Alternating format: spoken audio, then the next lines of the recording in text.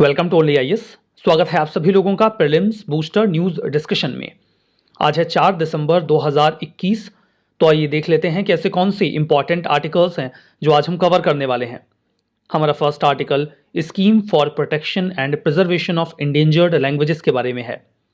Minister of culture and tourism ने अभी ये जानकारी दी कि गवर्नमेंट ऑफ इंडिया ने एक स्कीम को इनिशिएट किया है।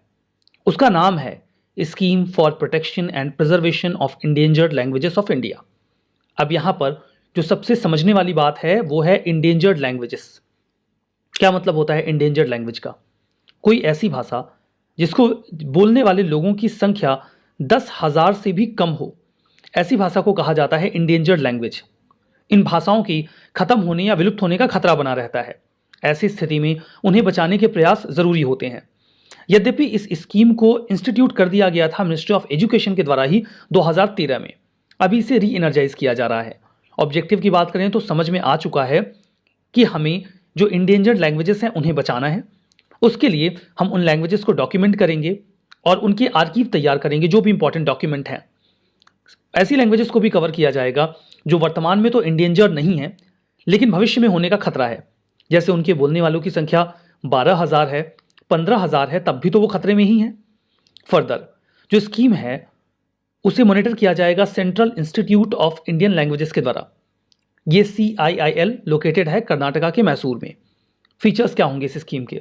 इस स्कीम के तहत जो भी मदर टंग या लैंग्वेजेस इंडेंजर्ड हैं, यानी कि 10,000 से कम स्पीकर्स वाली लैंग्वेजेस को हम प्रोटेक्ट करेंगे, प्रिजर्व करेंगे और उन्हें डॉक्यूमेंट भी करेंगे। इसके फर्स्ट फेज में हम 117 इंडेंजर्ड लैंग्वेजेस को कवर करेंगे। उसके बाद हम बाकी की लैंग्वेजेस भी कवर करने की कोशिश करेंगे। UGC भी इसके लिए फाइनेंशियल असिस्टेंस दे रहा है सेंट्रल और स्टेट यूनिवर्सिटीज़ को, ताकि इस दिशा में और बढ़िया काम हो सके। हमारा next article global gateway plan के बारे में है। यूरोपियन कमीशन ने भी अनाउंस किया है एक बहुत ही बड़ा प्लान। नाम दिया गया है ग्लोबल गेटवे प्लान। ये किस प्रकार का प्लान है? ये इंटरनेशनल इंफ्रास्ट्रक्चर प्लान है।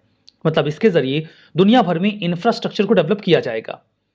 इंफ्रा प्लान, ऐसा ही कुछ प्लान तो चाइना के पास भी है, जिसे हम पॉपुलरली BRI बोलते हैं, belt and road initiative.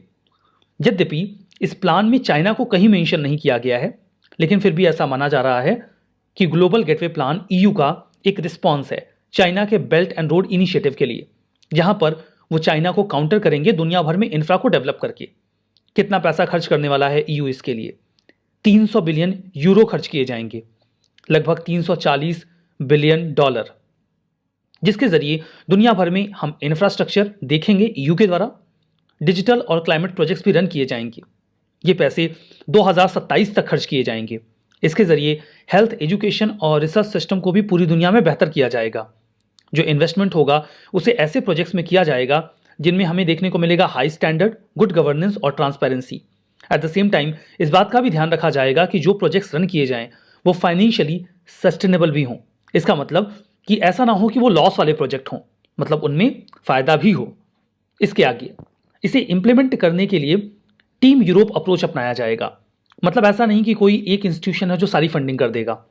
EU की जो फंडिंग है उसके अलावा जो मेंबर स्टेट्स हैं, यूरोपियन फाइनेंशियल इंस्टीट्यूशन है, सभी लोग इसके लिए फंड करेंगे। इंटरनेशनल इंस्टीट्यूशंस और प्राइवेट सेक्टर को भी इन्वॉल्व किया जाएगा। जो फंडिंग होगी उसे European fund for sustainable development plus का भी जो फंड है उसे इस प्रोजेक्ट में यूज किया जाएगा। ये एक हिस्सा है B3W प्रोजेक्ट का। मतलब global gateway plan B3W project का हिस्सा है। तो ये B3W क्या है?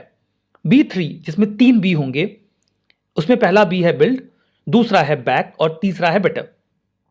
ये है build back better world initiative, W for world. ये इनिशिएटिव 2021 के जून में लाया गया था G7 कंट्रीज के द्वारा। कोविड की वजह से सिचुएशन काफ़ी ख़राब हुई, इकोनॉमिक एक्टिविटीज स्लो हुई, उसके बाद ही G7 कंट्रीज लेकर आए थे B3W। मतलब हम दुनिया को और बेहतर तरीके से रिबिल्ड करेंगे। उसी का हिस्सा है ग्लोबल गेटवे प्लान। हमारा नेक्स्ट आर्टिकल पाइका रेबेलियन के बारे में है। पाइका रेबेलियन को लेकर अक्सर कयास लगाए जाते हैं कि क्या ये भारत का पहला वॉर ऑफ इंडिपेंडेंस था। इसके बारे में कई सारे न्यूज़ आउटलेट्स भी हमारे सामने आते हैं। एक्चुअली में ये उड़ीसा की डिमांड रही है।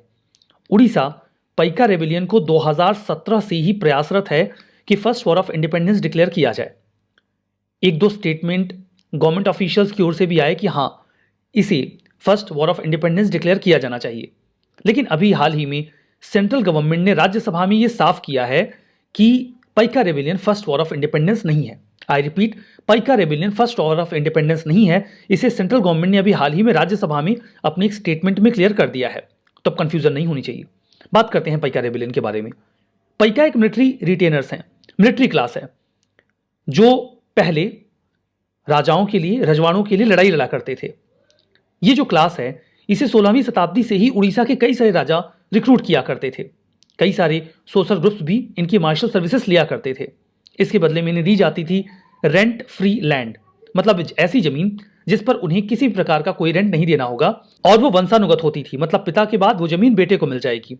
इसे कहा जाता था निष्कर जागीर, और टाइटल्स भी दिए जाते थे। कुल मिलाकर ये ट्रेडिशनल लैंड ओनिंग मिलिशिया हुआ करते थे जिनके पास अपनी जमीन होती थी और ये लड़ाइयां लड़ा करते थे वॉरियर्स की तरह उड़ीसा में। ये रेबेलियन कैसे स्टार्ट हुआ? 1803 के आसपास ब्रिटिशर्स ने लगभग उड़ीसा के बहुत बड़े हिस्से पर अपना कब्जा जमा लिया था। इसी दौरान उड़ीसा की एक प्रिंसिपलिटी हुआ करती थी खुर्दा। वहां के जो राजा थे उनकी सत्ता को छीन लिया गया, उनकी पावर और प्रेस्टीज चली गई। तो उनके साथ लड़ने वाले जो पाइका मिलिशियास थे, रेबेलियन तो बाद में बने, उनका भी काम खत्म हो गया। उन्होंने रेबेल करना स्टार्ट किया। ब्रिटिशर्स इस प्रकार के एग्रेसिव या वॉर लाइक मिलिशिया ग्रुप को लेकर कंफर्टेबल नहीं थे। वो चाहते थे कि इन्हें सप्रेस किया जाए। इसी संबंध में उन्होंने एक कमीशन बनाया, वॉल्टर एवर कमीशन। कमीशन उन्हीं ने बनाया था, तो ऑब्वियसली उनके मन मुताबिक ही रिकमेंडेशन आनी थी। तो रिकमेंडेशन ये आई कि पाइकास के पास जो हेरिडिटरी रेंट फ्री लैंड है वो उनसे छीन ली जाए। अंग्रेज तो कुछ ऐसी ही रिकमेंडेशन चाहते थे और उन्होंने उसे तत्काल प्रभाव से स्वीकार करते हुए उनकी सारी जमीनें छीन ली। इसके बाद पाइकास काफी नाराज हो गए और उन्होंने रिवोल्ट किया अंग्रेजों के खिलाफ। इस पूरे रिवोल्ट को लीड किया गया था बख्शी जगबंधु विद्याधर मोहापात्रा भारंभार राय जी के द्वारा, जिन्हें लोग प्यार से बख्शी जगबंधु भी कहा करते थे। ये हाईएस्ट रैंकिंग मिलिट्री जनरल थे खुर्दा के जो राजा थे उनके, जिनका नाम मुकुंद देव सेकंड था। उन्होंने ही पाइका अपराइजिंग को लीड किया। कई बार सिंपल नाम पूछ लिया जाता है कि पाइका अपराइजिंग किसने लीड किया था, तो बख्शी जगबंधु यही नाम पूछा जाएगा। इतना लंबा नाम तो ऑब्वियसली नहीं आएगा। यद्यपि कई सारे और भी कारण थे, ऐसा नहीं कि केवल उनकी जमीन छीन ली गई इसलिए रिवोल्ट हो गया। साल्ट के दाम बहुत बढ़ गए थे, कौड़ी करेंसी के तौर पर इस्तेमाल की जाती थी, उसे अंग्रेजों ने बंद कर दिया। लैंड रेवेन्यू पॉलिसी भी उनकी बहुत ज़्यादा परेशान करने वाली थी। शुरू में तो अंग्रेजों को काफ़ी समस्या हुई इस रेबेलियन से, लेकिन फाइनली उन्होंने मई 1817 1817 में इसे दबा दिया। कई सारे पाइका लीडर्स को हैंग कर दिया गया या डिपोर्ट कर दिया गया। जगबंधु जी ने भी सरेंडर कर दिया 1825 में, और इस तरीके से जो ये पूरा रेबेलियन था वो समाप्त हो गया। यहाँ पर ये हेडिंग गलत है, पाइका रेबेलियन हेडिंग होनी चाहिए ना। ठीक है, हमारा next article smart cities mission के बारे में है। स्मार्ट सिटीज़ मिशन में जो भी प्रोजेक्ट्स रन किए जा रहे हैं उनके कंप्लीशन की डेडलाइन जून 2023 कर दी गई है। 100 सिटीज़ हैं जो इसका हिस्सा हैं। अक्सर आपके मन में सवाल होता है स्मार्ट सिटी का क्या मतलब है, क्या है इसकी definition. Let me make it clear. Smart city की कोई स्टैंडर्ड डेफिनेशन नहीं है। आई रिपीट, स्मार्ट सिटी की कोई भी स्टैंडर्ड डेफिनेशन नहीं है, बल्कि कुछ ग्रुप ऑफ फीचर्स हैं या ग्रुप ऑफ प्रिंसिपल्स हैं जिनके बेसिस पे किसी सिटी को स्मार्ट माना जाता है। 6 बेसिक फंडामेंटल प्रिंसिपल्स हैं जिनके बेसिस पे स्मार्ट सिटी बनाने का प्लान किया गया है। पहला तो यह है कि कम्युनिटीज़ को सेंटर में रखा जाएगा। दूसरा कि हमारे पास जो भी लेस रिसोर्सेस हैं उनमें हम बेहतर करने की कोशिश करेंगे। तीसरा कि सिटीज़ आपस में कोऑपरेट भी करें और एक दूसरे से बेहतर करने की कोशिश करें। चौथा, हम इनोवेशन लेकर आएँ, कुछ ऐसा इनोवेशन जो सस्टेनेबल भी हो। पांचवा, हमें टेक्नोलॉजी को मीन्स की तरह इस्तेमाल करना है। टेक्नोलॉजी डेवलप करना हमारा गोल नहीं है, उसका इस्तेमाल हम सर्विसेज को बेहतर करने के लिए करेंगे। और छठा, कन्वर्जेंस, वेरियस सेक्टर्स आपस में कन्वर्ज हों बेहतर करने के लिए। ये सभी प्रिंसिपल्स जब एक साथ जुड़ जाते हैं किसी शहर में तो वो बन जाती है स्मार्ट सिटी। ठीक है, इसे लॉन्च किया गया था ministry of housing and urban affairs के द्वारा 2015 में। सेंट्रली स्पॉन्सर्ड स्कीम है, मतलब राज्यों को भी अपना हिस्सा देना होगा। इसमें जो शहर हैं उसमें इंफ्रा, क्लीन और sustainable environment, quality of life को बेहतर करना, इसके लिए जो भी स्मार्ट सॉल्यूशंस ऑप्ट किए जाते हैं उनके लिए प्रयास किया जाता है। 100 शहर इसका हिस्सा हैं।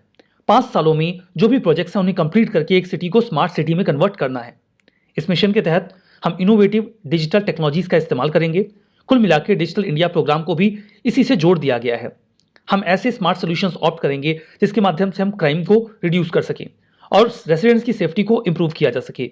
E governance, mobility, integrated traffic management और सॉलिड वेस्ट मैनेजमेंट, ये सब इसका हिस्सा होगा। इसके लिए एक स्पेशल पर्पस व्हीकल बनाया जाएगा जो इस पूरे प्रोजेक्ट को रन करेगा। जो स्पेशल पर्पस व्हीकल्स बनाए जाएंगे वो एक लिमिटेड कंपनी की तरह वर्क करेंगे जो कंपनीज एक्ट ऑफ 2013 के तहत ही काम करेंगे। हमारा next article perform, achieve and trade scheme के बारे में है। अच्छा देखिए, कल क्या हुआ कि ऑल ऑफ सडन बहुत सारे लोगों ने कहा कि एनवायरमेंट पर भी आर्टिकल होना चाहिए। तो आपकी पॉपुलर डिमांड पे हाजिर है ये आर्टिकल एनवायरमेंट का, perform, achieve and trade scheme. देखिए क्या होता है, इलेक्ट्रिसिटी जनरेट करने के हमारे जो भी सोर्सेस हैं वो पोल्यूशन कॉज करते हैं या फिर ग्रीन हाउस गैसेस का एमिशन करते हैं। इन दैट केस हम ये कोशिश करते हैं कि जो भी ऐसे सेक्टर्स हैं जो ज़्यादा इलेक्ट्रिसिटी का यूज़ करते हैं वो इफेक्टिव बने और कम इलेक्ट्रिसिटी यूज़ करें। इससे हमारा एनवायरमेंट साफ रहेगा, सिक्योर रहेगा और ग्रीन हाउस गैसेस का कम एमिशन होगा। इसी उद्देश्य से मिनिस्ट्री ऑफ पावर ने एक स्कीम लॉन्च की थी 2008 में, जिसे नाम दिया गया था perform, achieve and trade scheme. Centre for science and environment ने अभी हाल ही में ये कहा कि जो स्कीम है परफॉर्म, अचीव एंड ट्रेड, ये बढ़िया काम नहीं कर रही है। क्या थी ये स्कीम? देखिए पैट में होता क्या है, ये मार्केट बेस्ड कंप्लायंस मैकेनिज्म है जिसके माध्यम से जो एनर्जी इंटेंसिव इंडस्ट्रीज हैं हम उन्हें एनर्जी इफिशिएंट बनाने की कोशिश करते हैं। ये फ्लैगशिप प्रोग्राम रहा ब्यूरो ऑफ एनर्जी इफिशियंसी का, national mission for enhanced energy efficiency programme के तहत या मिशन के तहत। एग्जैक्टली इसमें होता क्या है, देखिए जैसे कि मैंने आपसे कहा, वही बात दोहरा रहा हूं, इसमें जो इंडस्ट्रीज ज्यादा एनर्जी कंज्यूम करते हैं उन्हें कॉस्ट इफेक्टिव बनाने की कोशिश की जाती है। करते कैसे हैं ये? सपोज करिए ये कंपनी ए है, इसमें एक ऑफिसर जाएगा जो इस कंपनी का इलेक्ट्रिसिटी ऑडिट करेगा। उन्हें अंदाजा लगा कि इस कंपनी को 100 यूनिट इलेक्ट्रिसिटी की जरूरत है। अगर ये 100 यूनिट इलेक्ट्रिसिटी कंज्यूम करते हैं तो ये इफिशियंट है, इससे ज्यादा करेंगे तो दिक्कत है। फिर ये कहा जाएगा कि आप 100 यूनिट से ज्यादा इलेक्ट्रिसिटी कंज्यूम नहीं करेंगे। अगर आप इससे कम इलेक्ट्रिसिटी यानी कि 80 यूनिट ही कंज्यूम करते हैं तो आपको मिलेगा एनर्जी सेविंग सर्टिफिकेट 20 यूनिट का, और आप इस 20 यूनिट के सर्टिफिकेट को ऐसी कंपनी को बेच सकते हैं जिसने अपने टारगेट अचीव नहीं किए हैं। सपोज करिए कि कंपनी बी है, उसे भी 100 यूनिट का ही टारगेट मिला है लेकिन उसने 120 यूनिट एनर्जी कंज्यूम कर ली, तो वो ये 20 यूनिट खरीदें किसी दूसरी कंपनी से, नहीं तो उनके ऊपर पेनल्टी लगेगी एनर्जी कंजर्वेशन एक्ट ऑफ 2001 के तहत। अभी भले ही ये कहा जा रहा है ये जो इनिशिएटिव है, स्कीम है, बढ़िया काम नहीं कर रही है, लेकिन एक टाइम पे इसने बढ़िया परफॉर्म भी किया है। इसके जरिए हमने एनर्जी सेविंग की है 14 million ton of oil equivalent की, मतलब 14 मिलियन टन ऑयल से जो एनर्जी जनरेट हो सकती है वो हमने बचाई है। इसका रिजल्ट क्या निकला कि हमने 66 मिलियन टन CO2 के एमिशन को रोका, मिटिगेट किया, जिससे हमें ग्लोबल वार्मिंग को कंट्रोल करने में थोड़ी बहुत मदद भी मिली। हमारा next article world wide cost of living report के बारे में है। नाम से स्पष्ट है, दुनिया में कहां रहना महंगा या फिर सस्ता है। इस रिपोर्ट के मुताबिक टेल अवीव, जो इजराइल की कैपिटल है, वो दुनिया की सबसे एक्सपेंसिव सिटी है रहने के लिए। इसे कंपाइल किया गया है इकोनॉमिस्ट इंटेलिजेंस यूनिट यानी कि EIU के द्वारा। 173 शहरों को कैलकुलेट किया गया, 200 डेली यूज में आने वाले प्रोडक्ट और सर्विसेज को कैलकुलेशन में लिया गया। इंडेक्स के लिए बेंचमार्क लिया गया वो प्राइस जो न्यूयॉर्क सिटी में है, यानी कि डॉलर के कंपैरिजन में इवैल्यूएशन किया गया है। निकल के ये आया कि टेल अवीव, इजराइल की कैपिटल, दुनिया की सबसे महंगी सिटी है। उसके बाद नंबर आया पेरिस का और फिर सिंगापुर का। लोवेस्ट रैंकिंग में आए अफ्रीका, मिडिल ईस्ट और एशिया के कुछ ऐसे देश जिनके पास पैसों की कमी है। इंडिया में अहमदाबाद यानी कि गुजरात को टॉप 10 चीपेस्ट सिटीज में जगह दी गई। हमारा next article office of high commissioner of human rights के बारे में है। इस ऑफिस के हाई कमिश्नर ने एक स्टेटमेंट दिया जहां पर उन्होंने ये कहा कि खुर्रम परवेज की जो गिरफ्तारी है वो ह्यूमन राइट का वायलेशन है। मैं आपको बता दूं कि इन इंडिविजुअल के ऊपर आरोप है टेरर फंडिंग और कॉन्स्पिरेसी का। यहां पर इंडिया ने हाई कमिश्नर के इस स्टेटमेंट को सख्ती से नकारा है और उसकी आलोचना भी की है। उन्होंने कहा कि ऑफिस जो टेररिस्ट ग्रुप हैं उन्हें आर्म्ड ग्रुप की तरह मेंशन करता है। यह उनकी बायसनेस को शो करता है कि वो उन्हें क्लियर कट तरीके से टेररिस्ट कहने से कतरा रहे हैं। बात करते हैं इस ऑफिस के बारे में। Office of United Nations high commissioner for human right, इसे आम बोलचाल की भाषा में या commonly office of high commissioner for human right कहा जाता है। ह्यूमन राइट ऑफिस है, 1993 में स्टैब्लिश किया गया था।